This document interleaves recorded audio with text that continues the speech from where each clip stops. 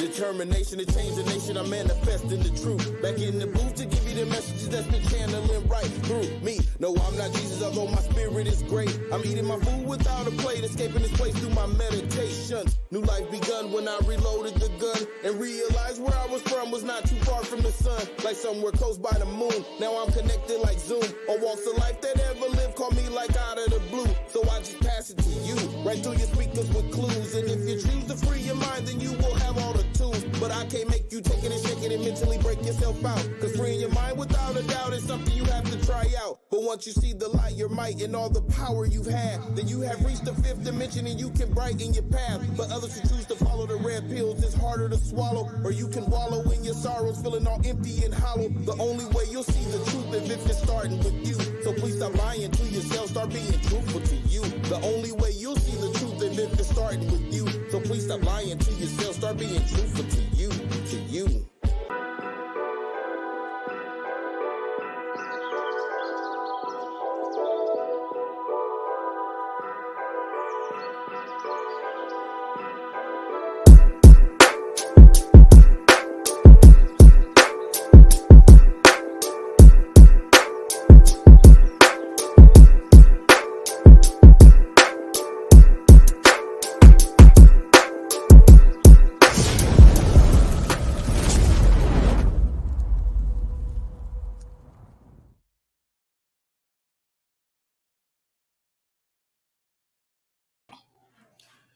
Hey.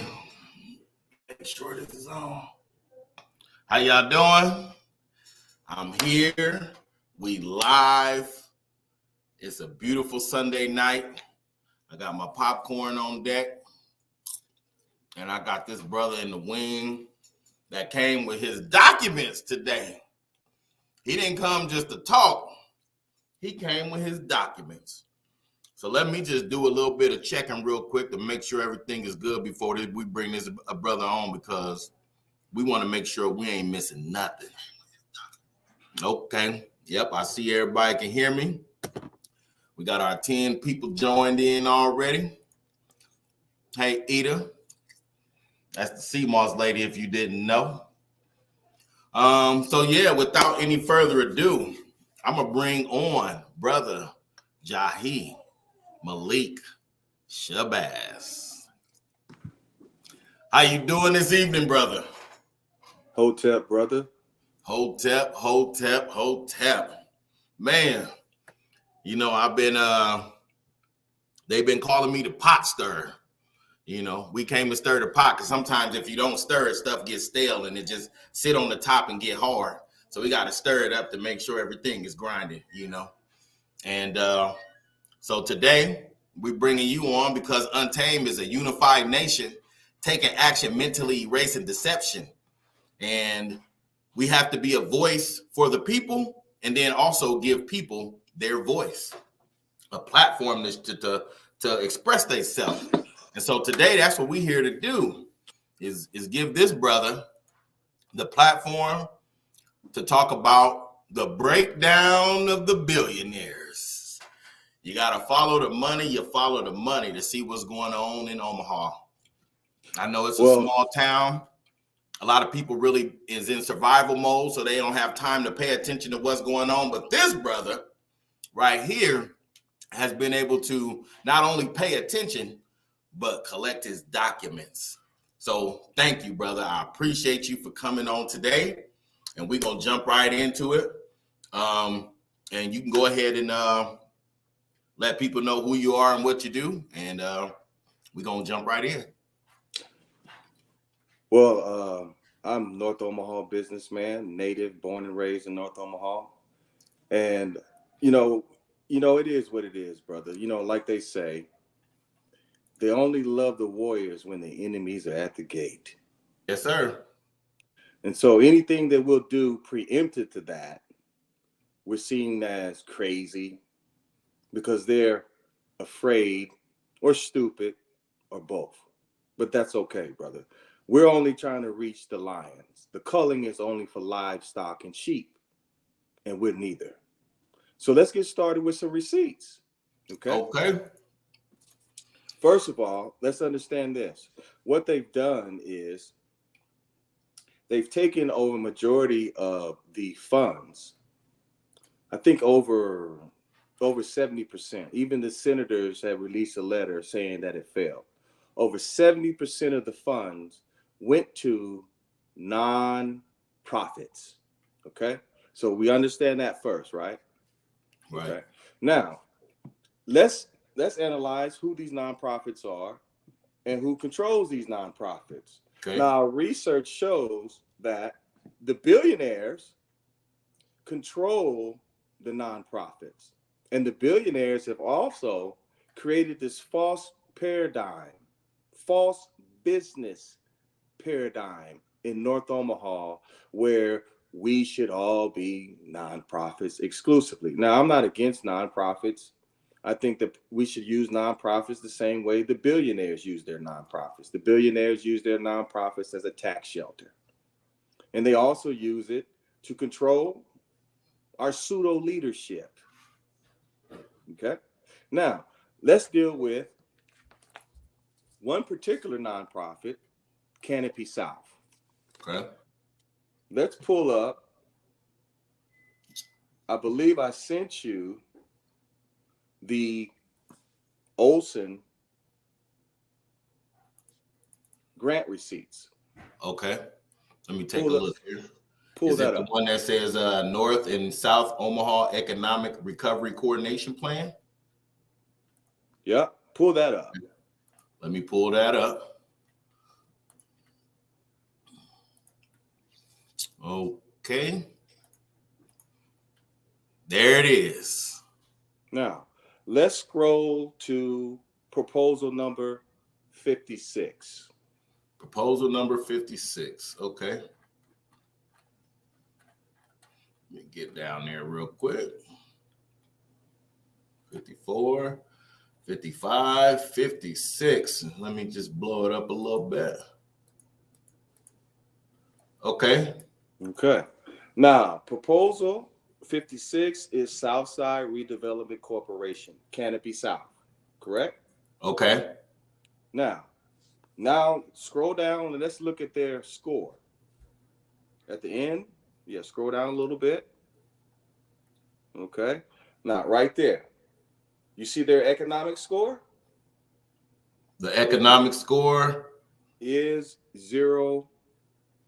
0.48. Okay. Okay. That's one of them, right? That's one of their proposals, right? Okay. So explain to people, what does the economic score mean, or what does it represent? Well, Olson was brought in for the purpose of scoring people's proposal to determine what the economic impact would be. Okay. And then who is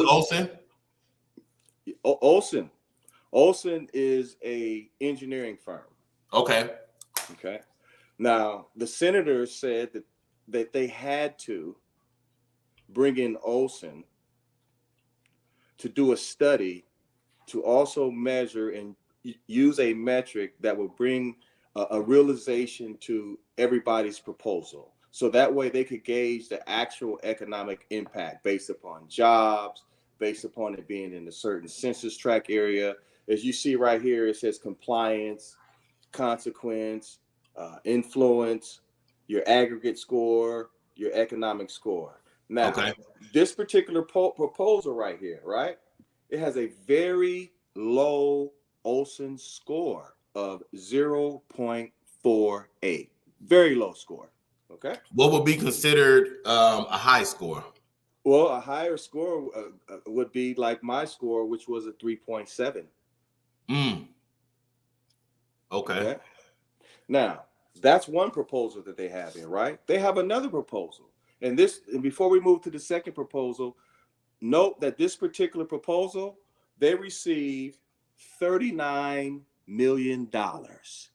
With a low score like that? With a low score like that, they received $39 million.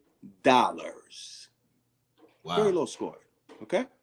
Now, this same nonprofit has also been awarded for their proposal number 79. Let's go scroll to proposal number 79. And this is Canopy South.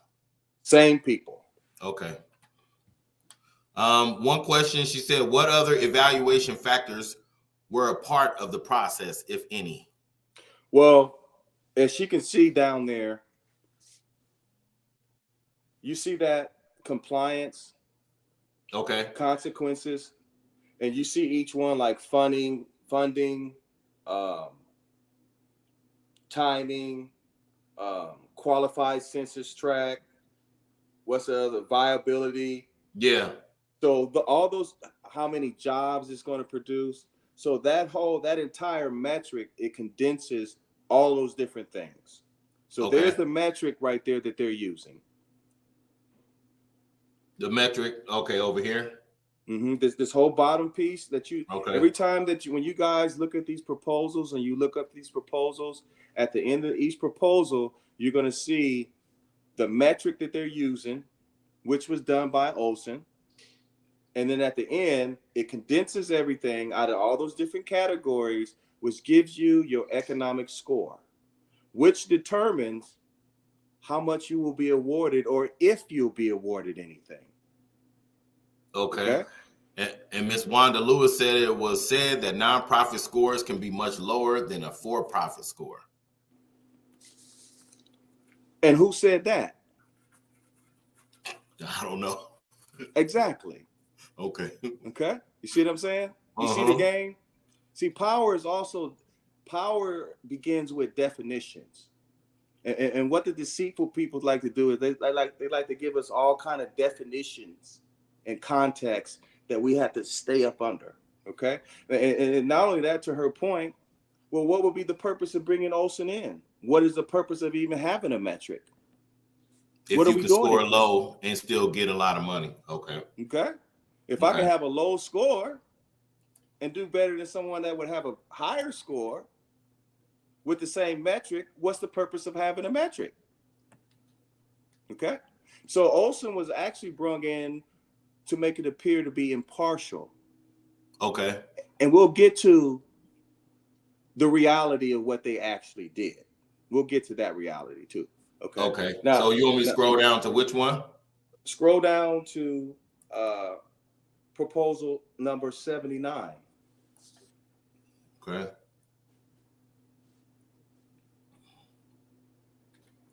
Proposal number 79. Okay. Here it is. Okay. Now, let's go down to their score on this proposal. What is that score? 1.1. 1.1. Another low score. Another low score. And guess what they were awarded for this second low score? What? An additional $25 million. 25 million. Okay. So right now, this nonprofit received what? $60 million? Okay. And they had 2 low scores. Not 1, but 2 very low scores. Okay. Now, furthermore, there is proposal number 11. Let's go to proposal number 11. Okay. Let's see. Proposal number 11.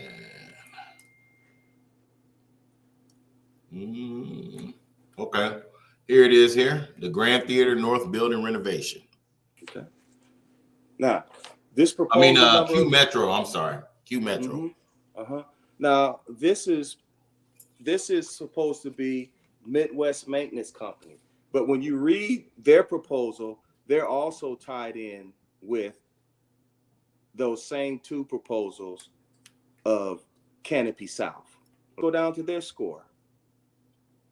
Somebody just said paying attention to the original Olson scores will get you nowhere. We'll get to why Olson got us all to nowhere. Okay. Let's look at their score right there. 2.47. 2.47. Another low score. Guess how much they received? How much? $10 million. So all three of these proposals are combined. All three of these proposals have a very low score, very low economic impact score. And they receive a total of $74 million. Okay? Now, those are just the facts on the face, right? Now, let's get into who controls this nonprofit. Okay? When we pull up what I sent you on the Canopy South nonprofit board. Okay, let me see. Canopy South nonprofit board. I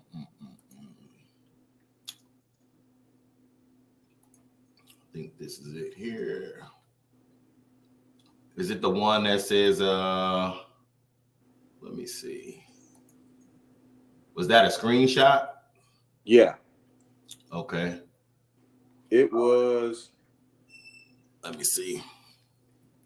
It's the Canopy board. I sent it. It should be the third email I sent you. The Canopy board. Okay. Let me look real quick here.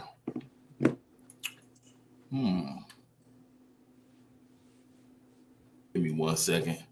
And Rick Fulton said the state changed the awarding of the ARPA funds as they go along. Royal Michael wanted to know where's the link. How much money did Stothard and the state spend on Olson for a big mess?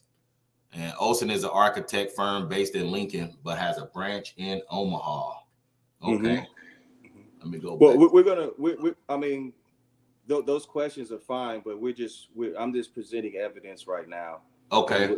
And a lot of questions will be answered as the evidence as we go along. Yep. Give me a second. Let me go back in here and look at this. Let's see. Canopy board. Here it is here. Okay. All right. Let me pop that in. I got it pulled up now. All right. There it is right there. Okay. Now, notice Carrie Sanchez, chair, Sherwood Foundation. Who is the founder of the Sherwood Foundation? Billionaires, Susie Buffett, right? Now, interesting thing here. Jenny Schuker, vice chair, Olson. How can someone on Olson, who's supposed to be coming through, picking projects and doing the metric, also be on the board of Canopy South, who receives up to $74 million? Is that a conflict of interest? That is a conflict of interest, brother. Are we blind and stupid? No, even Miss Erica Fell said that's a conflict of interest. That is a huge conflict of interest, isn't it? Okay. Wow.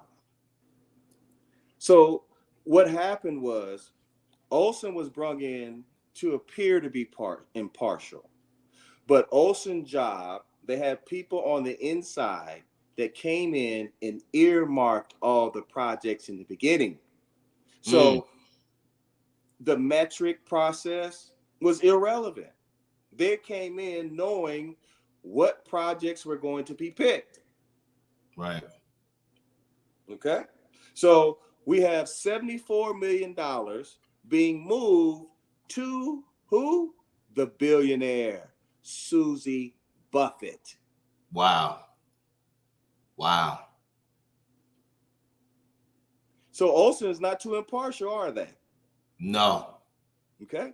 And it makes the whole metric process useless. What are we having it for? Right. You don't need a high score. You don't need a low score. Well, why are we scoring anything? No need to score, Right. especially if you go. So the whole scoring process, or the metric process, is to make it appear that there's this fluid, legal, fair process, when in all actuality, you're going to push millions of dollars to the billionaires, correct? Right. Okay, so that's $74 million right there, right? Right. Conflict of interest. Okay, so that means we need what? An investigation. That's what we need. Okay.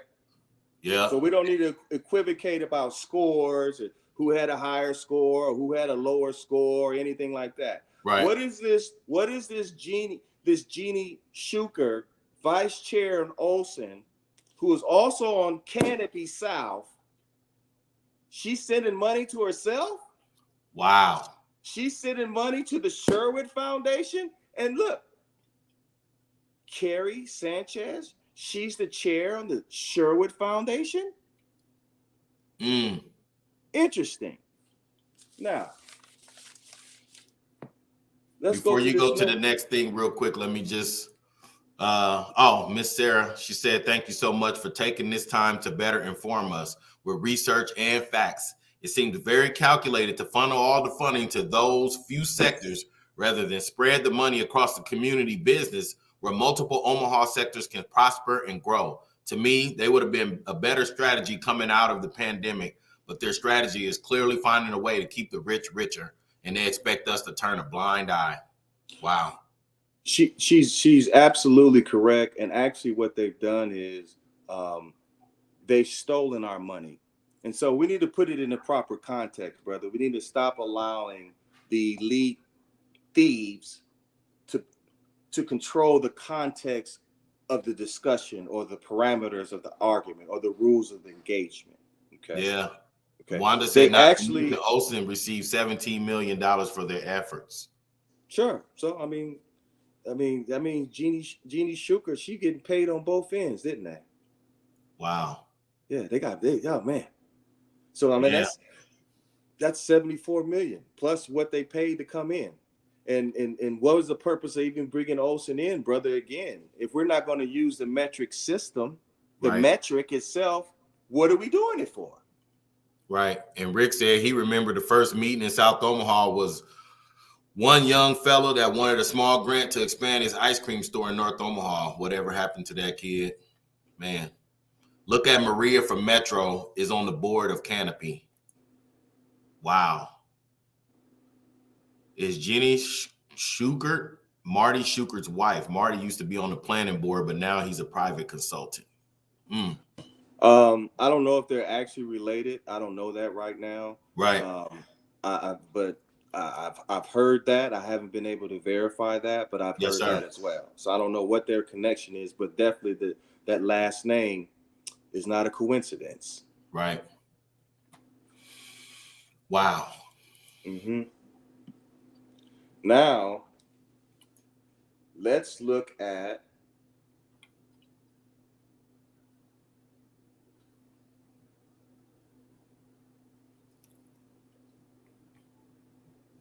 the founder of Burlington Capital. Okay.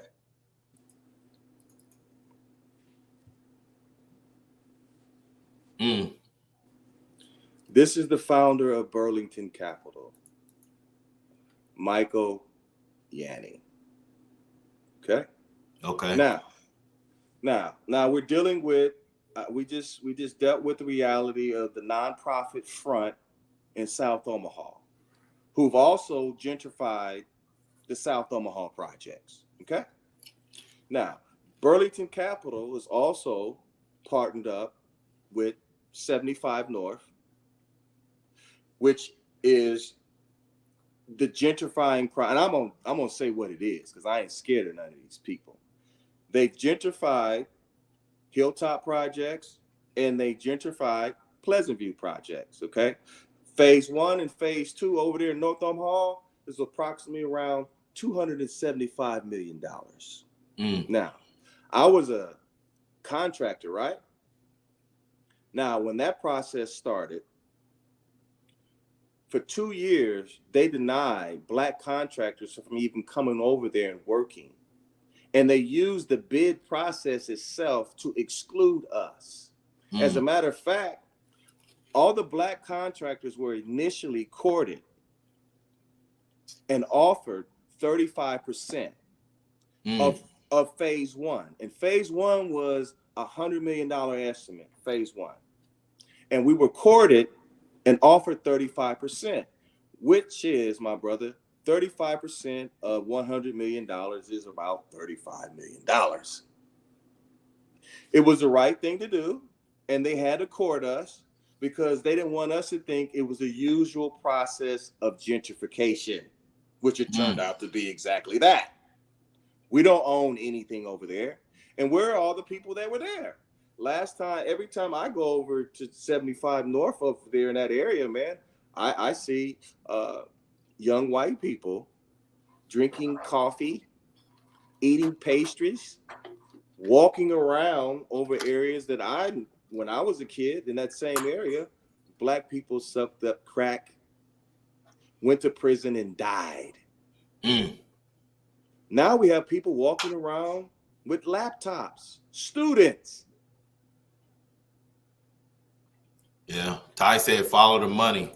And Sarah said, I wonder what would happen if this type of discussion at a press conference type platform might better serve our purpose of putting them on notice, make them publicly respond to what we are privately noticing, calling out. So I'm going to say something about that because, for one, I don't think they're going to respond publicly. If you was at that last meeting, they was telling us we had to have somebody else ask our questions. That way the questions could be filtered out. And it also, for what I know based off my statistics and then the conversations, there's a lot of people watching my page because I keep it open on purpose. And we're streaming on 3 platforms right now: LinkedIn, YouTube, and Facebook. So the conversation, they'll be put on notice that we know. Now, getting a response, that's a completely different story. But go ahead, brother. Okay. Now, back to Burlington Capital. Okay. Notice that OEDC has been awarded $90 million for the airport park, business park, right? $90 million. Okay. And who is the for-profit manager, developer on top of the nonprofit OEDC? Burlington Capital again. Damn. Okay. At the meeting that you and I were at, Burlington Capital. That's why I let him know. I told him in his face, you tell Michael Yanni, I am not his slave. Okay. So again, we have Burlington Capital in the gentrifying process with 75 North, phase 1 and phase 2. And I think they're on phase 5 right now. Okay. $275 million. All right. Now, Mike Maroney is being used, his nonprofit. Notice the pattern. Here's the thing we have to keep in mind about evil. Evil is not creative. It's only repetitious. Right. And that's why Yanika said, that they just passing money around and I watch your back and you watch ours, and they use Michael Maroney to sell off 24th Street. Well, not only that, brother, how is it that Mike Maroney, who hasn't been doing very nominal development, how is he, as a nonprofit, the front man in Burlington Capital, Michael Yanni, is for profit? And here's the thing about the $90 million. The $90 million was ours. It was taken to Burlington Capital and OEDC for the airport business park, right? And that $90 million will actually function as seed capital. So that $90 million can be leveraged to what? Another what? 500 million, 600 million? Who knows?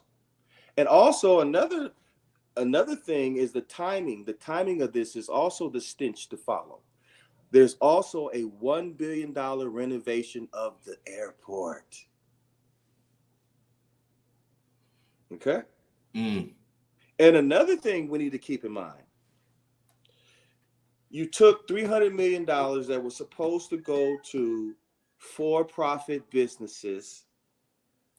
You compartmentalize it into nonprofits. If I take $20 million or $10 million and I put it in a nonprofit, I cannot scale it to 50 million or 60 million. It's a nonprofit. But if we take $300 million and we put it into the business development of North Omaha, and we have our own business district, Right. okay, then, brother, we won't need to build a $300 million cage, will we? Right. Notice, And for those of the people who didn't know, that was the breaking point for me when Michael Maroney said he's been developing in North Omaha since 1977. And if you go up and down 24th Street, which is designated our business district from Ames to Cummings, and you compare that to the other business districts around this city, we have no business district. So to sit there and lie like that, I just couldn't take it no more. well, brother Sherman, the reason why we don't have any business district is because they have to always keep us in perpetual poverty, because Yes, our sir. poverty is the coupon that they have to always cash in. Right. The data from the poverty is what they use to get the money from the federal government. And that keeps us in a begging state, because if we create business, then we no longer have to beg, and they know that we're going to create business, because look historically at Black Wall Street and how we do, you know? Mm-hmm. Mm-hmm. Now, I want you to pull up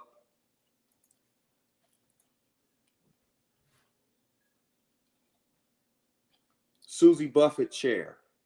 Okay. Give me a second here. Brother, you dropping some whoo.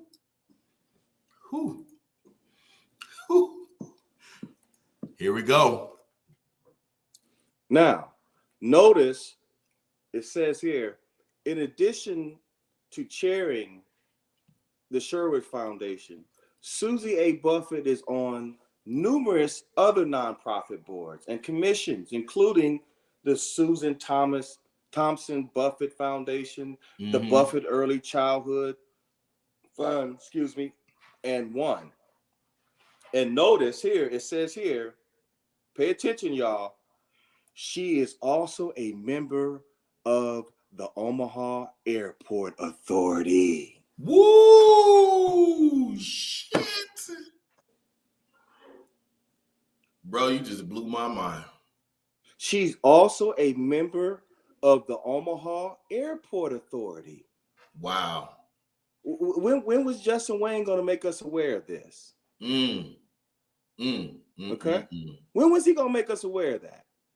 Okay. And another thing, brother, I also been informed, okay, made aware, okay, that he contacted someone else to set up the deal for OEDC and Burlington Capital.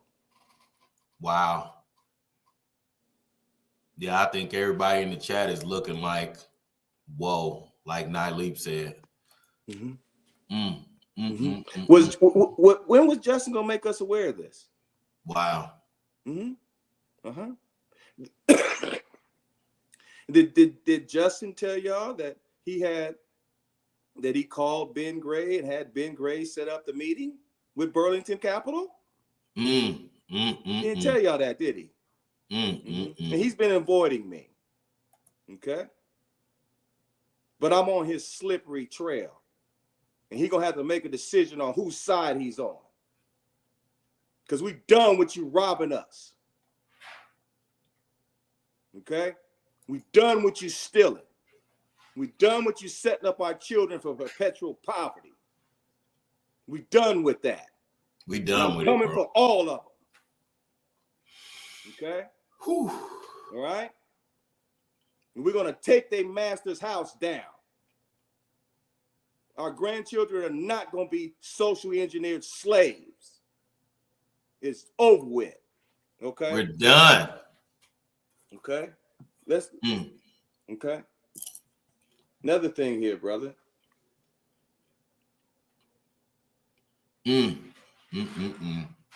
Let's go to the list of awards and money.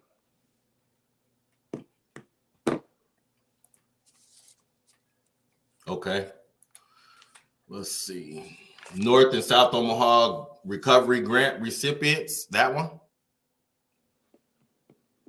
Yep. Okay. And go to page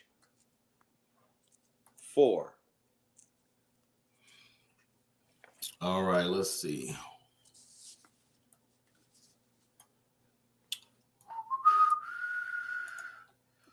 Page 4. 2, 3, page 4, right here. Mm-hmm. Let me blow it a little bit.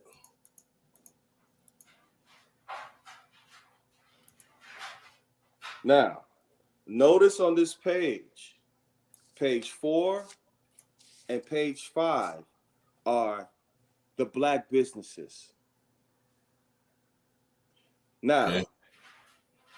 Notice on page 4 and page 5, all the black businesses are receiving the same nominal awarded amount of $50,000. Look at that.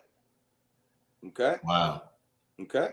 Now, again, all these different businesses. For example, a guy might put in his proposal that he's requesting $75,000. Okay. Another guy like me might be requesting $16 million. Okay. We're all for-profit black businesses. Okay. Now, what metric are they using? What math are they using? Or should I say, what mystery math are they using to come up with all of us being offered the same nominal amount of $50,000, Brother Sherman?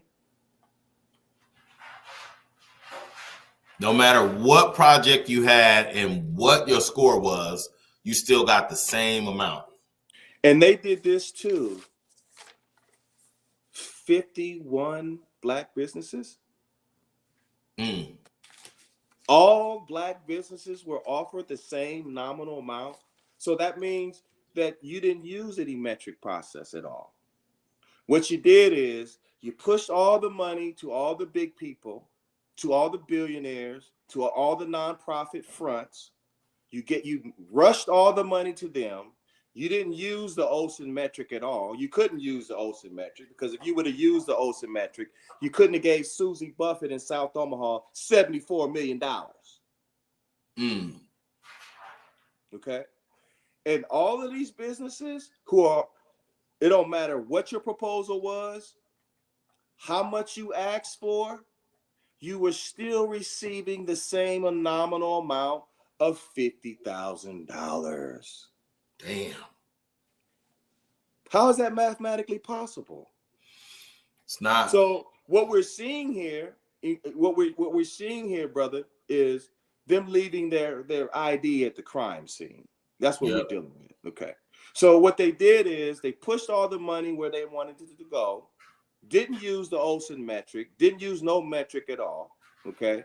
Took all these black businesses at the end, gave us some all crumbs, didn't look at any of our proposals, didn't use any metric, and gave us all crumbs at the end to make it look good. Right. And Royal Michael said they always leave a paper trail. This is how we beat them, by the paper trail. They leave. They think we don't know how to read and understand the language, so they try to move around with precise precision, but they are clumsy in their efforts.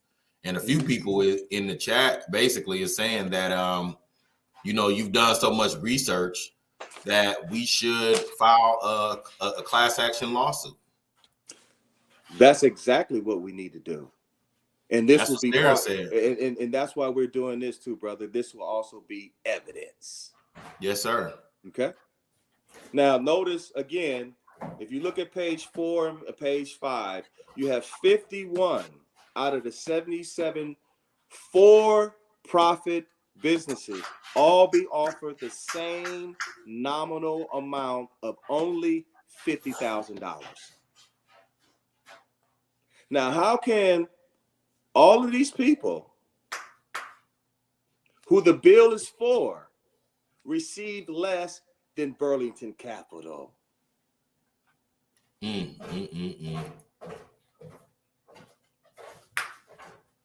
Wow. How is that mathematically possible? What math did they use? You didn't use any. Okay. Now, also, look at, let's go to page 1 on here. Okay. Okay. Now, on this page here, page 1, this is placemaking and infrastructure grant, right? Okay. So this grant is mostly for building and infrastructure. Look at the list of who's who right here. What did Empowerment Network receive? 10 million. 10 million. What did OEDC receive right here? OEDC, 8 million. 8 million. Okay. And if you keep scrolling down, you notice that these are all nonprofits, right? Right. And it carries on over to page 2, which is a total of $116 million, right? These are all nonprofits. Right. And when you read the application rules of engagement, you needed a letter from the mayor. One of the people that was working with us as an architect, they put in a proposal. They put in their application for this placemaking grant. Their application was rejected because she didn't have a letter from the mayor. Wow.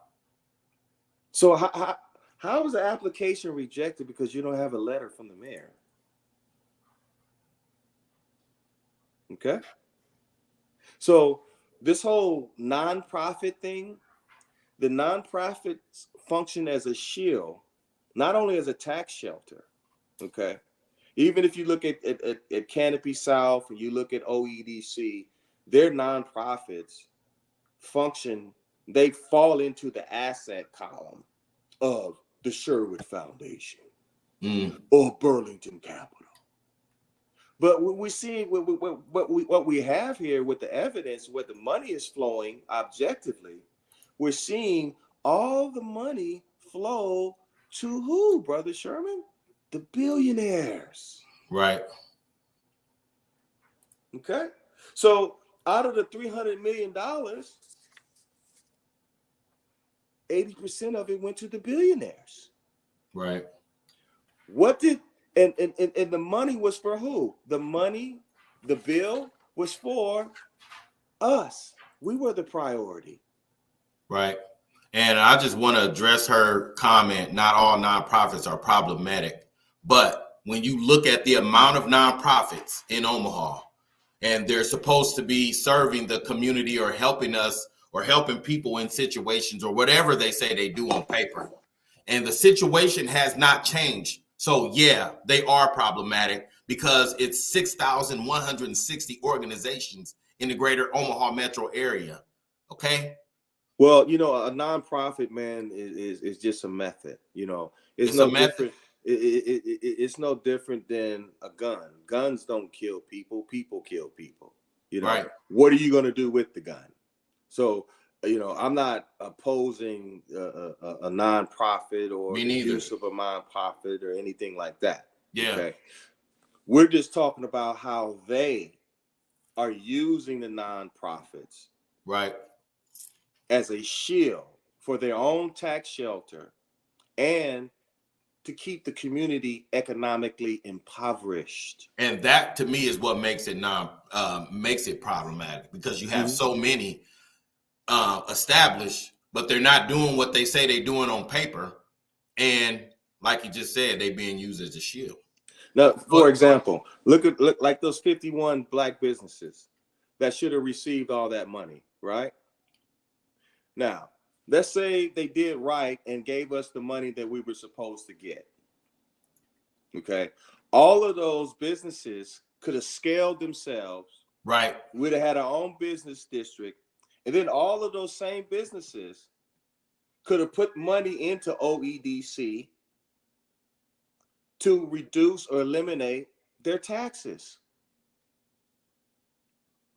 That's all. I mean, that in that process, the nonprofit process or method would benefit us. Yeah. So we don't need to, we don't need people to think that we hate the whole method of nonprofit. No. We're talking about how that weapon is a method is being used to strangle us. Right. Okay. And again, it says here, Susie, she is a member of the Omaha Airport Authority.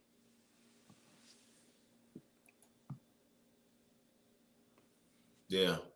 And Kasim said definitely not doing what they say they're doing on paper. And we got to remember that 6811 was turned into a nonprofit district on purpose. Okay. And when you look at the one that he had the funds on, when you talk about nonprofits and no businesses, there's a reason for that, because they want us to stay in this begging mentality for grants. Again, like I said, if we had businesses, we wouldn't have to beg. Begging means you have to shut your mouth and wait for your money, because if you talk too much, you won't get it. Mm-hmm. Now, notice this too, okay? Pull up the conflict arises over how best to use the public funds. Okay. Let me see. Let's see. You got your own folder. Let me see. How best to use the public funds.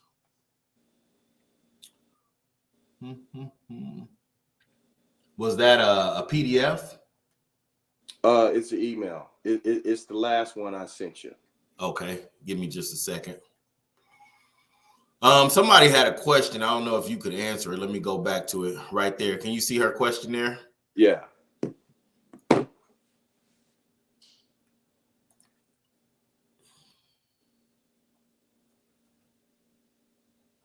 Let me see. She says here, what I'm asking in regarding to the process that the businesses use to submit the proposals, is there a protest process? There is no protest process. I have brung up these issues. In fact, what we should be doing is, because this was a heist, people need to file a complaint with the ombudsman. Need to also file a complaint with the attorney general, just for legal purposes. I haven't got any response from any of them on these issues. Right. Isn't that interesting? Very interesting. And I like what Bonnie said right here. It explains why there's never a business plan in place for nonprofits in Omaha to become self-sufficient. It's just a system of filing for more grants, and it's different in other cities. So was that a link that you sent me? Was it the Nebraska Examiner? Yep. Okay, I see it. All right, let me pull it up here. Give me 1 second. I think I left it open. It say conflicts arise. Mm-hmm. Yep. All right. Let me bring the screen back. Okay, here it is. The Nebraska Examiner say conflicts arise over how best to use public funds to transfer South Omaha's Plaza de la Raza. Okay. So this news piece right here, this article, brother, it indicates how hundreds of people opposed Canopy South. And they complained to the chamber, right? Guess who controls the chamber? Who? Guess who's in the same building with the chamber? The chamber and the billionaires are both over there in ConAgra. They're in the same building. Wow. So if you go and complain to the chamber, you're wasting your time, right? Right. Also, in this deal, Burlington, the chamber received $10 million to do what they already do. That's why you seen at that meeting that we were at, Heath Mello was there. Heath Mello was also financed by Susie Buffett to run for mayor. He lost, but now he's at the chamber. But he was also sitting next to Burlington Capital, wasn't he? Telling all those poor people that they're going to be moved out of their houses. Right. Wow. And Erica said if there was an active business district in North Omaha instead of a nonprofit district, then there would be economic and political power. They know what they're doing. Exactly. And so the game is to make sure that we're always in the grunt begging position. Yeah. We're constantly in the obsequious begging position. And Right. they have to keep it that way, brother, because they have to use our poverty as a coupon over and over again. And you see this same thing. They did this same thing with Jay-Z when they built the Barclays Stadium in Brooklyn. Okay. They use Jay-Z as the poster child. They always sell you a picture of a cake. See, a picture of a cake and a cake is not the same because they don't taste the same. Okay, so they always sell you a picture of a cake, and that's what they was telling us at the meeting. There's gonna be 1,600 jobs, economic growth. Right. They always give you the picture of the cake.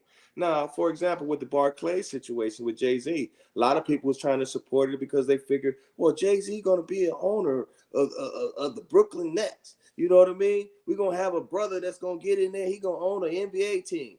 Do you know what Jay-Z ended up with? 1/5 of 1%. That's like taking a penny and divided it up into 5 different pieces.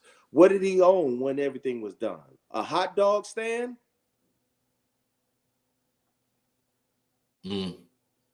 Okay. So these people are arrogant and greedy, and they think most of us are stupid or scared, or we're powerless to not challenge them or stop them. Okay. Even at that particular meeting that we had, notice that the whole process, it was dictatorial. They were telling us what they were going to do to us. And then there was a moderator that was going to read the questions if your question would reach the moderator's table. Right. And we all know how that went. Yeah. Yeah. Didn't go too well, did it? No. Okay. Now, again, brother, at that particular meeting, I noticed too that Terrell McKinney, to me, it seemed that his motives were very pure, honest. And then Justin Wayne started over talking him and overshadowing him and cringing every time he would say something that they thought that he shouldn't be saying. Right. Isn't that interesting? And another thing, what makes no sense to me about the whole airport authority thing that they're trying to bring in, the mayor will make the decision on who's going to be on the board. Right. And then, brother, they limit it to just 30th Street, but our poverty line extends all the way up to 72nd Street. The poverty line between West and East, okay, 72nd, wow. East of 72nd, that's the poverty line. Right. So why are we going to stop it around 30th Street? And then if they come in and take our $90 million, they're already down there. They're already in position. So when more money comes down the pike later on, it's already designated for them to grab. It's just putting it on the shelf for them. Okay? Right. Okay? And Tough Anderson on YouTube said Melo was a lobbyist making 6 figures. Oh yeah, and notice it's the same. It's the same influx. It's always the same names, same faces, same people, and the same channeling of the money back up to the billionaires. That's why I told Burlington Capital, what's his name, Georgia Choa. Notice he's also on the board of iHub, right? Mm-hmm. Here's another thing. This is going to be really interesting here, brother. This is going to trip you out right here, right? Now, notice on page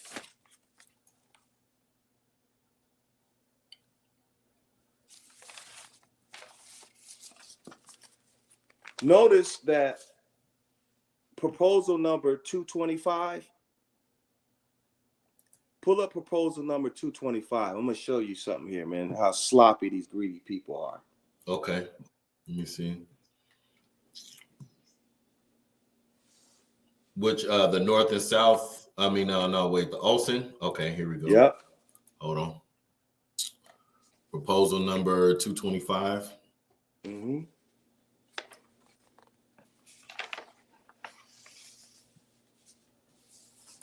Here we go. Let me blow this up real quick. Give me a second.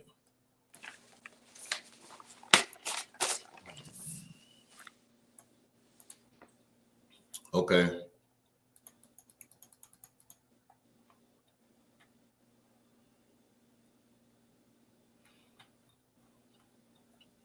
Here we go. Okay. Now, proposal 225, isn't that Sankofa?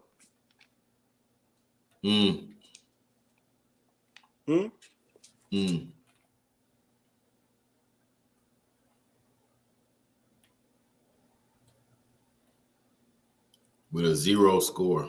Mm-hmm. Now, explain to me how. Now, let's look at the award recipients page. Page number 2. Okay. Award recipients, page number 2. Okay.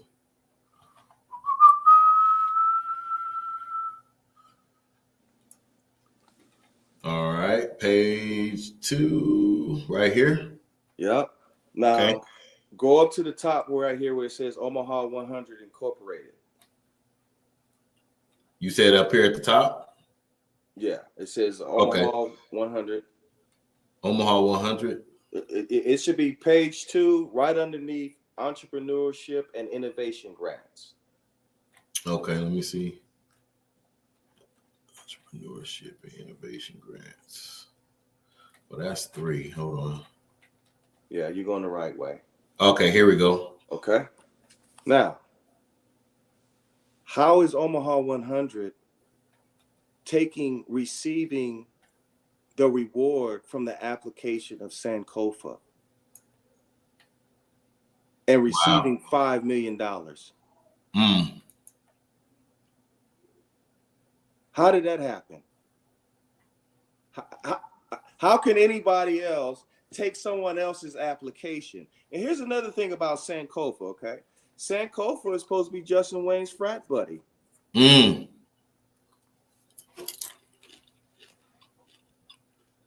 And that his frat buddy? Yeah, that was his frat buddy. And they requested $100 million. And so there was a lot of heat surrounding that. So everybody abandoned Sankofa. Another thing I found interesting about Sankofa, he drew up the articles for them.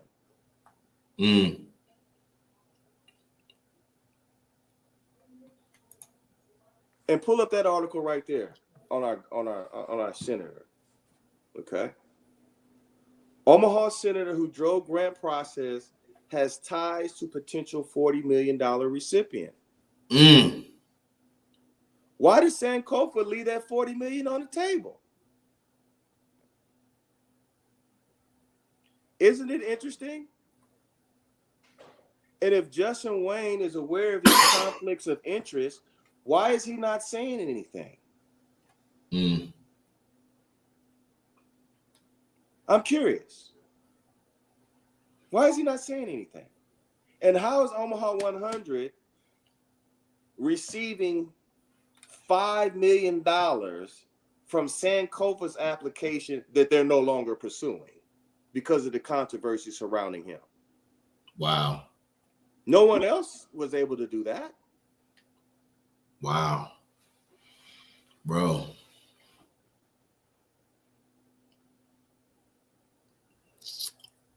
Okay. And so for us to be sitting around here, brother, we've been robbed. There's been a heist, and we've been set up.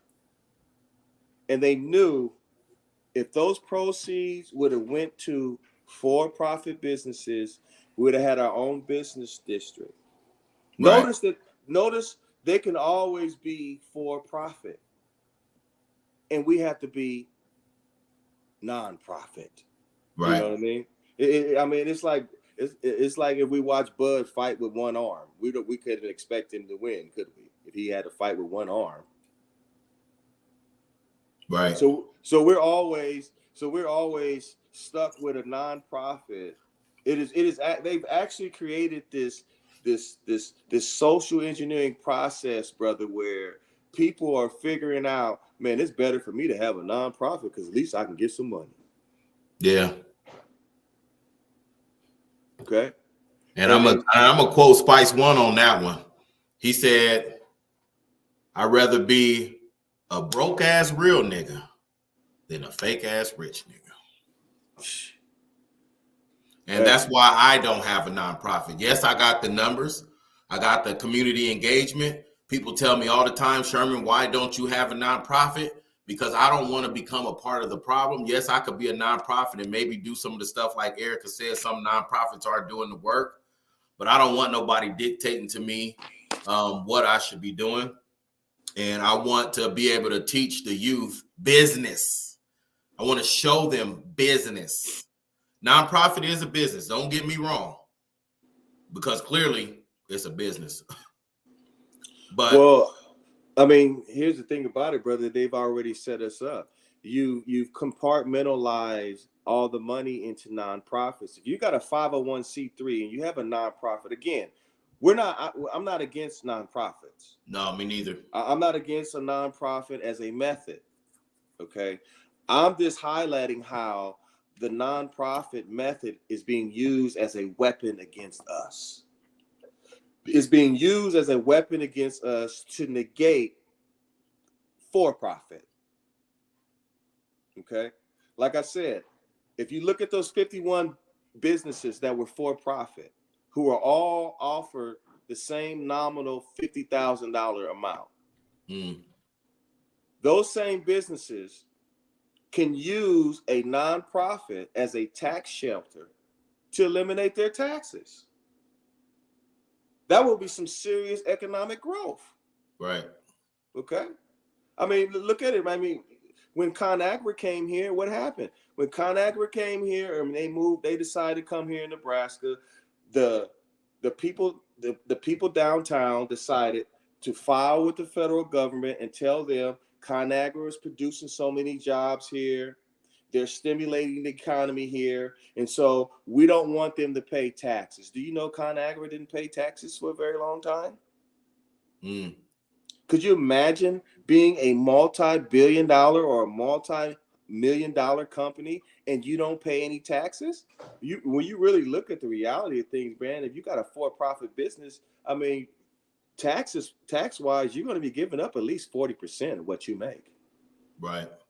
So all of us little business people, we got to give up that 40%. Right. And I like what Ms. Jenkins said is, what would holding them accountable look like, and how do we start the process? Well, what holding them accountable looks like is all of us getting together and getting attorneys together and going after them legally. That's what we're going to have to do. All of us are going to have to do this together. And we're going to also have to shut down their gatekeepers. We have to take all of their little operatives and throw them back into their master's laps. Oh, man. Because what has just happened here, brother, this list right here, it is evidence of a heist. One of the greatest heists in North Omaha history. And like Miss Luther said, the youth are suffering behind this too. We have to stand up for them. And that's what me and you talk about all the time. Mm-hmm. And if you look at this Bryan Resource Center, they got $2 million. Now I'm going to speak on that because there was an article published saying that the Bryan Resource Center had to close in 2000 because of COVID, and they needed money to reopen the building, which is a lie. Now, we was over there at the Bryan Center for 2 years, feeding the community every Sunday, 4 to 7, which that church over there, the only Black Catholic church in Omaha, made it difficult for us to be there. Not only did we come in there after Queen Latifah rated that place the poorest, worst park in the nation and came and cleaned it up. 5 years later, we come down, clean it up, restore the order, run programs. They wouldn't let me use the water hose to fill up kiddie pools, but they let the Chinese people use the water hose for their garden, right? What? They wouldn't allow me to get paper towels and trash bags from over there. And then they wanted the program that I was doing. And since I decided not to give it to them, they wanted me to turn over my program and they wanted to manage me. So I walked away from the Bryan Center because you're not going to manage something that you wouldn't even help grow. Mm-hmm. And the first year, it was completely funded by the community. Mm-hmm. I got Cash App receipts. The community funded me that money so I can feed them children every Sunday, 4 to 7 for 5 months, and bring in guest speakers that the children would normally never run into, like lawyers, doctors, mechanics, different things, right? Mm-hmm. We did that the first year with no funding. The second year, we got that chump change turnback tax. And that second year, not only did we turn around and get the Bryan Center published in the World Herald, every news station, somebody from the church started coming over there and taking pictures of the events. And they used those pictures as receipts to apply for this $2 million. And here you got somebody who's never done nothing in the community receiving $2 million for the resource center that was closed way before we ever even came over to the Bryan Center. And it was not open. That story was a whole lie. And they got $2 million, and they're a nonprofit, and we have for-profit businesses over here. 51 of the for-profit businesses, they get awarded a nominal $50,000. And then you got to think about this, brother. These was just the businesses that they cherry-picked to make it look good at the end. There's a whole bunch of businesses that didn't get awarded nothing.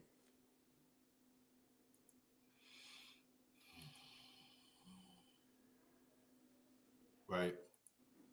And they got $2 million. I remember y'all was over there doing that. So they basically piggybacked on what y'all were doing. Right. Out of love, concern, civic responsibility for your community. Right. Bringing a safe place for the community to engage. But what happened was we started changing the narrative. So the city council awarded my cousin Sundiata, who was the initial person who went down there and secured the Bryan Center. Before I came, he came down, put gates up, locks, and basically ran off all the riffraff. City council gave him a day, October the 4th. It's Sundiata Menelik Day, because we had that thing running with no police calls, no fights, no incidents. It wasn't until the Douglas County Sheriff pulled the data and he noticed that the time we were there, we brought down the crime statistics. The crime rate was lowered in the area. So what does that mean? Well, now you're saying 6811 ain't as dangerous as y'all making it seem and you putting on paper. So we got to remove them because we need this area to stay in danger and high crime so we can continue to get the funding and use our crime and stuff as receipts, like you said, to pull the money. Mm-hmm. They have to always have our poverty as a coupon, as a pretext. Yes, sir. To get the money. And since we've been gone, there's been nothing. They had one event there, and that one event had so many police that the community didn't show up. And you know why? That was a slap in the face to me, because I actually put one of the police officers out because they came down there in their uniform with their squad cars and their gang unit jackets. And I said, I don't want no police down here in uniform. If you come down here, come in regular clothes, and you can be down here. But if you pull up in police cars and you got uniforms on, the black community's relationship ain't good with the police. We're going to think something is going on and turn around and walk away. Mm-hmm. And they seen that when they did that event, nobody came hardly. Mm-hmm. Mm-hmm. Yeah. Another thing, brother, is the same people are attacking us on many fronts. They also got people sitting on the land bank. They're also overhauling the school system. They're controlling the economic trajectory of our community. So we're being attacked on all fronts. So what we really are, brother, is we have to accept the reality of the situation in order for us to get out of this. Right. And that's what Tuff Anderson said. She said, stop talking and file for injunction. Go to the United States Justice Department, MSNBC, CNN, ABC, and more. And she also, they said, Tuff Anderson said, who owns the Bryan Resource Center? It's not Mike Maroney. It's the Black Catholic Church that's over there. Well, there's all kind of black faces and white faces. And they're all on the same team. Okay. Another thing that we need to also keep in mind in the polarization of this. One, you make sure that the $300 million does not go to a real business district that will economically empower us. So you make sure that $300 million is compartmentalized into nonprofits and then funneled back up to the billionaires. They did that. And two, you have to also make sure that we have that pretext of our poverty being used as a coupon, okay?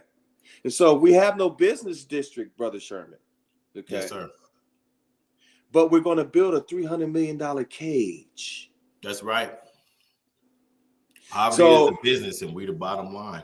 And so, like many of us here who are business owners, many of us here, whatever, we have to send our children who are educated and talented. We have to send them out of the state to receive any kind of gainful employment. We can't employ our children in North Omaha, man. My oldest child is in Texas. She can't get nothing here. She can't work down on 24th Street. Right. And I say that all the time. If we actually had a district right when our children turn 16 or 15 and can work, they should be able to go into their community and work for one of the stores owned by a black business. But instead, they have to get on the bus and go to West Omaha to find a job. Mm-hmm. Mm-hmm.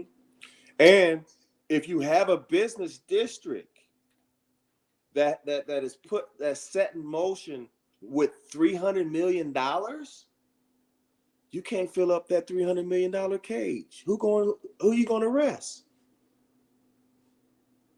See the game? Yeah. I'm gonna make sure y'all get a $300 million cage, and I'm gonna also make sure the $300 million that was supposed to go to you returns back up to the billionaires. Right.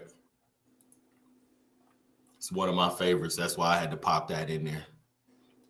Mm-hmm. Say, see, Dad, I keep my North Omaha profits in this cage.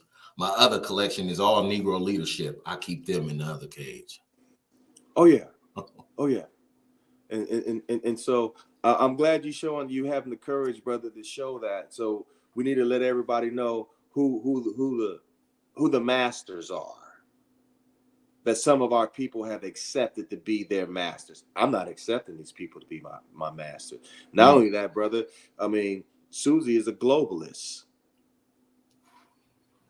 Okay. And if you don't know what globalization is or what the globalists believe in, the globalists believe in Robert Thomas Malthusian. Robert Thomas Malthusian, brother, was an 18th century economist. Okay. And his theories were you can control a population with three things: famine, diseases, and wars. And if you implement those three things, the death rate will go up and the birth rate will go down. She's a Man. globalist. Okay. She's also overhauling our school system with Alfred Kinsey pedophilia. Okay. Research who Alfred Kinsey. Alfred Kinsey, man, was a pedophile hiding behind being a sex psychiatrist in therapy. He was documenting children being molested by other pedophiles around the world, and he was even doing it himself. Now, does that sound like somebody whose ideas that we need to implement in public school system? And you have to understand this, brother. Once you sexualize children at a very early age, you're producing dangerous, mindless automatons in the future. Right. Man. So we're seeing this pattern of them making sure that it's like I take you and I put you in a cage, and then I come back later, and then I open the cage, and then I start talking about your lack of dexterity. I start talking about all the different things and the different ways that you're deformed. But I absolve myself from the reality of I put you in the cage in the beginning. I produced the cage that you're in. Okay. So I like this image here, okay? Because that's what it is. It's a cage. It's a cage. It's a cage. Now look at all the new real estate in North Omaha. The billionaires are doing all the new real estate, not us. So we are part of, brother, a social engineered experiment. Right. Don't tell me I need a $300 million cage while you're stealing $300 million of my money and running it up to the billionaires. Notice, brother, I haven't heard any of these carpetbagger nonprofits speak out against building any more prisons. Somebody addressed that too. She said this is also why McDonald is trying to make being unhoused illegal, because jail prison labor is free labor. Exactly. And, yeah, it's a very lucrative business. That's why we have a lot of investment in prison in North Omaha. And if you didn't know, Nebraska is one of the highest incarceration. They has one of the highest incarceration rates of Black men. Yeah, and in the nation, one of the lowest population of Black people. The lowest population with the highest incarceration rate. So what does that tell you? We're being set up.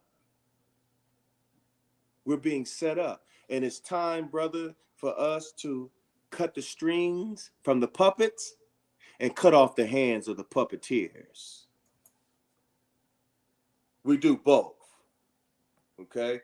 We take your operatives, we throw your operatives back into your master's lap, and we stop the draconian, evil, deceptive plots of the billionaires. Okay? Susie don't live in North Omaha. I would say the majority of the people with nonprofits don't live in North Omaha.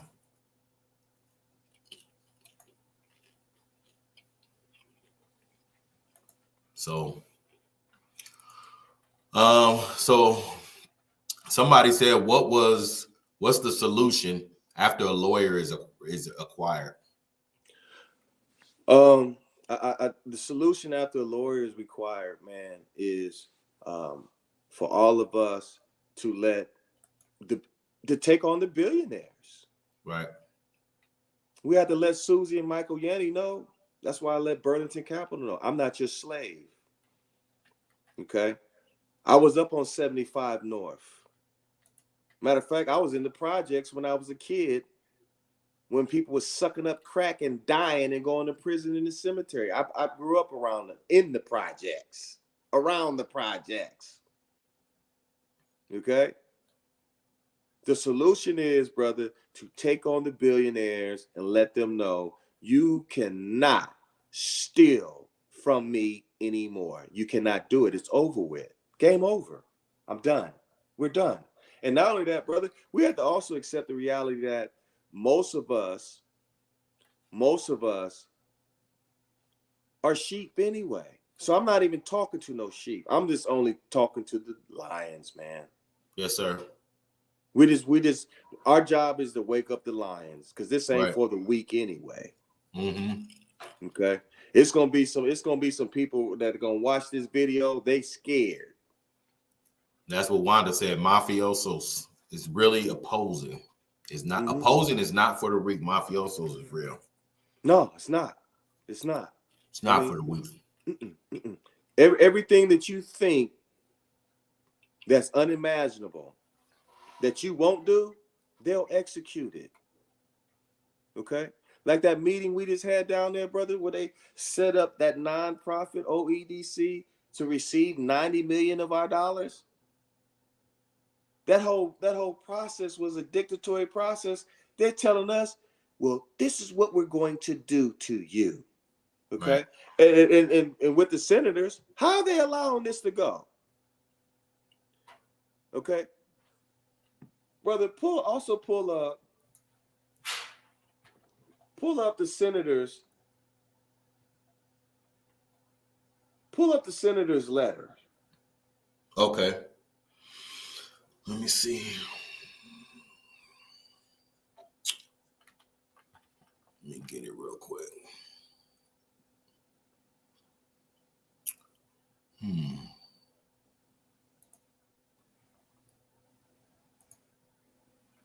Yeah, the letter of senators. Okay. Falling short. Let me open it up real quick. There we go. Okay.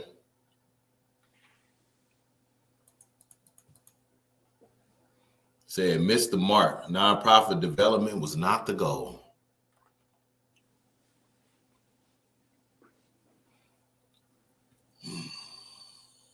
Senator Terrell McKinney and Justin Wayne respond to Governor Pillen's press conference. We express our gratitude to the legislature for dedicating over $234 million to North and South Omaha.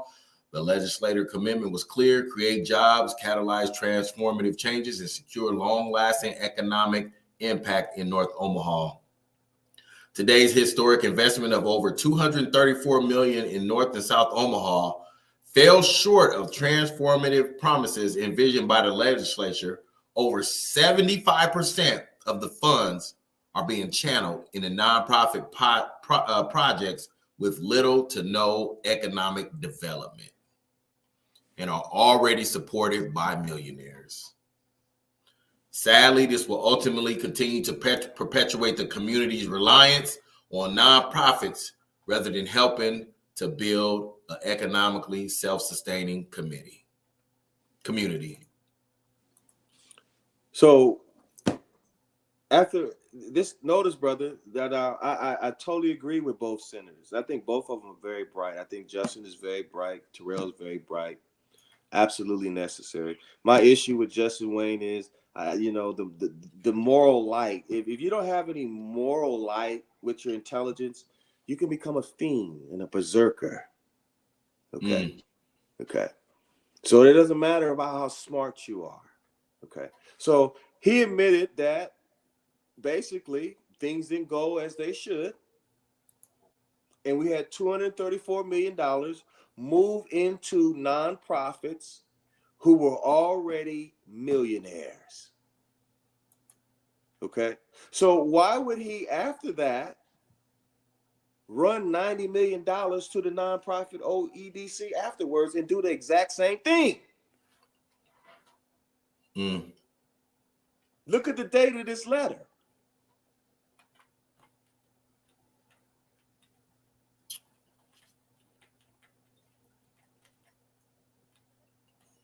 I don't see it on here.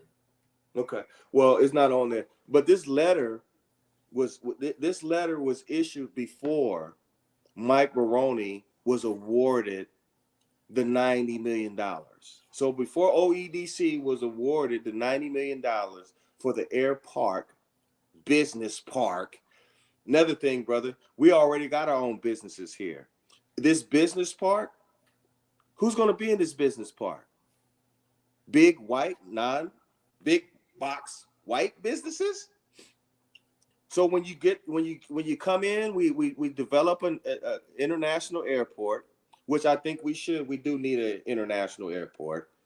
I mean, this is not 1960s. You know what I'm saying? We need the international airport. We do. You do need to be able to, with current technology, go to the airport from here and go straight to Mexico. We should have that ability. So I'm not against the renovation, transforming our airport into an international airport. That should have been done a long time ago. I'm not against that. Okay.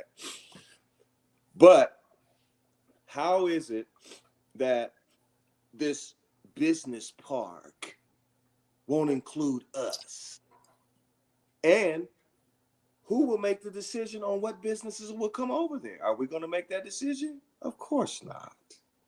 Yeah, and Ms. Jenkins says, how are we going to have a lawyer as senators and they haven't filed anything against the corruption they witnessed firsthand? And Ms. Vincent said, because they're all paid off well and living good. And she hit it right on the nose. Okay.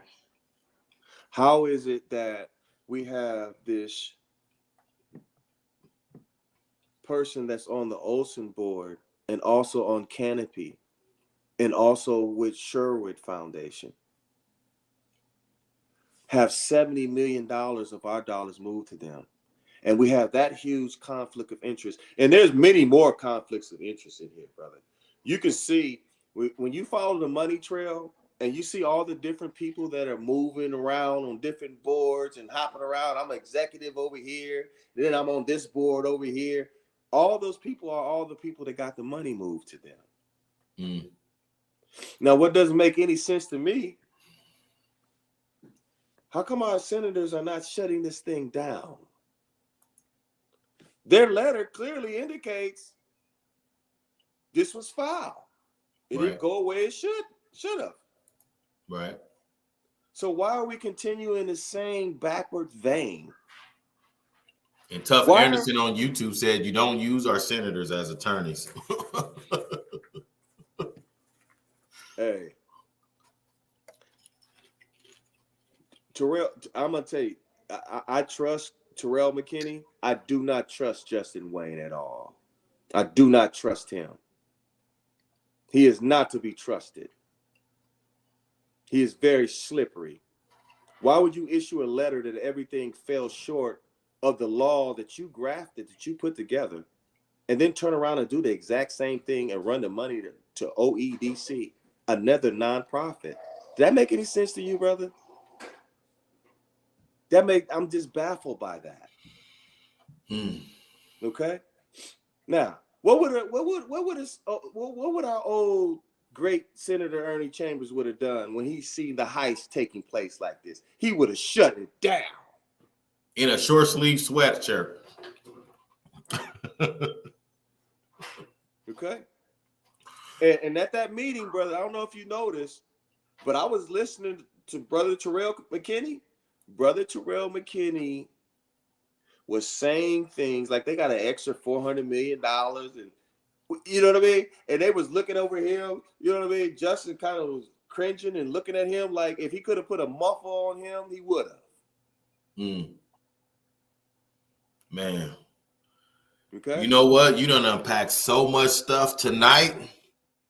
We need to all debrief and take it all in. So this video, like I said, it's available on LinkedIn, on Facebook, and YouTube. And I'm gonna leave it up. They usually ask you if you want to leave your live up for 30 days. It's gonna be permanent. So if y'all want to take any pieces of it and make your own clips, you're more than welcome to do that. Because this is the year of truth. Truth is not mean. Truth is not starting trouble. Truth is the truth. And we're going to stand on our truth. And if you've been paying attention, it's not just me. It's not just this brother. There's multiple people standing on the truth. And we have multiple people that's actually doing things that's going to better North Omaha. So those are the people you need to be supporting. And like she said, there's so much education tonight. I think that we might stop there, give them a chance to debrief and take it all in. And if anybody got any questions or want to contact you, are you recommending that? Or do you want them to just pay attention to this and we're going to keep moving how we move? It's up to you.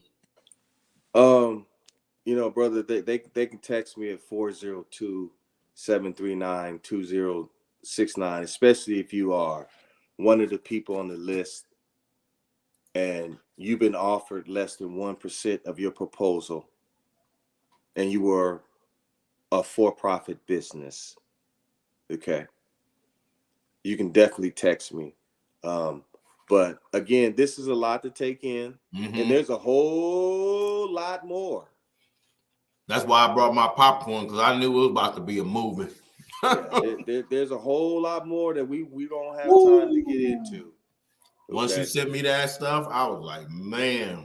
There's Tough a whole Anderson lot on more. YouTube said, look into the paper trail of North Omaha Business Park, and you will see what is about to happen. DEDC already had the award before it was announced.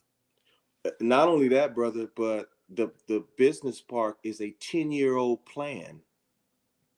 So we have a 10-year-old idea, and you took the ARPA funds from the businesses, used our poverty as a coupon, stole our money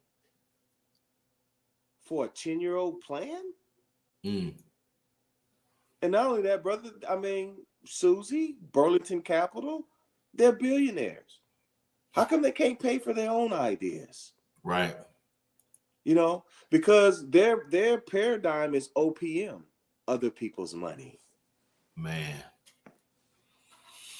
Thank you, Sarah, for tuning in. Thank you to everybody who tuned in. Y'all asked a lot of questions. Man, it's so many. We didn't get to all of them, but I posted all of them so people watching can see that y'all was definitely paying attention.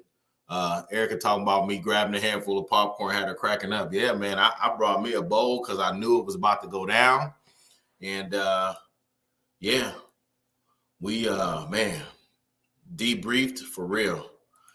So thank you, brother, for coming on. I know you done been on a few different shows and talking, and a lot of the times you are muffled or can't say certain things, but here on Untamed Minds, the unified nation taking action, mentally erasing deception.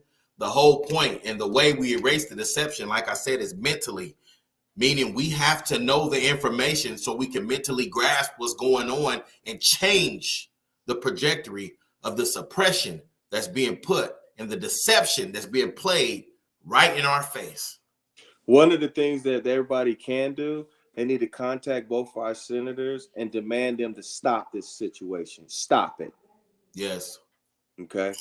Justin Wayne needs to explain to us why you're issuing a letter with clear evidence that things didn't go according as they should have.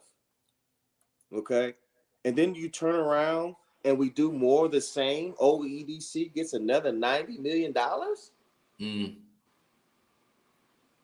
And not only that, brother, it's the same process. If you look at Hilltop, Pleasant View, South Omaha, all those black people are moved and relocated. Now they're going to East Omaha. They're going to do it to the poor white people. The same thing that they did to us. You're right. Same move. Same moves, same people. Same people.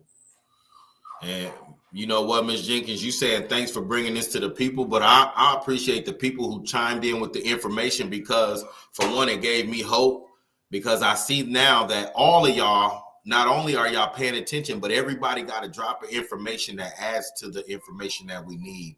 So y'all shared a lot of stuff in this live today, and I'm overwhelmed with gratitude from y'all, for real. Tell them to contact the senators and tell them to shut this down. Right. We don't need $90 million going to OEDC and Burlington Capital. Billionaires. Shut it down. The Erica said if Senator explain. Wayne is your senator, he needs to listen and not say he's not on the committee. Yeah.